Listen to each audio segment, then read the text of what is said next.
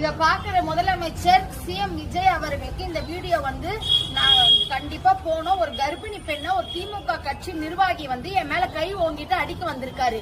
இத வந்து தாவேக கட்சியா நீங்க இருக்கிறீங்க, அதனாலதான் இந்த மீட்டிங் நீங்க கெடுக்க வந்திருக்கீங்க. இப்ப என்ன கேள்வி எழுப்புறாங்க. இது ரொம்ப இதுவே நாங்க எங்களோட ஃபேமிலி ஃபங்க்ஷன், நீங்க பாருங்க எங்களோட இன்விடேஷன், நாளைக்கு எங்களுக்கு காலையில ஃபங்க்ஷன் இருக்கு சரிங்களா?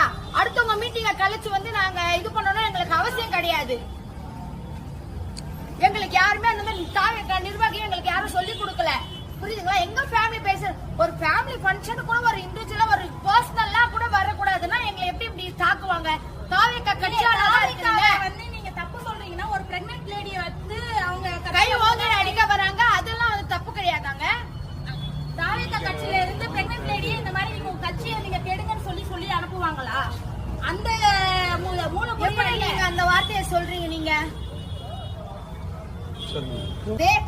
ஏங்க அப்படி நடிச்சாங்க வந்து உங்க ஃபங்க்ஷன் எல்லாம் கெடுத்து விட்டு பக்கத்துல இருக்கிற மாதிரி நாங்க பக்கத்துல இருக்கிறோம், தாம்பரத்துல இருக்கிறோம் அப்படின்னா நாங்க டிவிகேல இது மாதிரி இருக்காங்க அப்படின்னு சொல்லிட்டு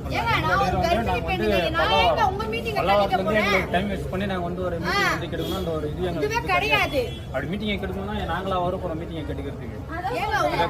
நீங்க பேசிட்டு இருக்கீங்க, நீங்க பண்ணிட்டு இருக்கீங்க.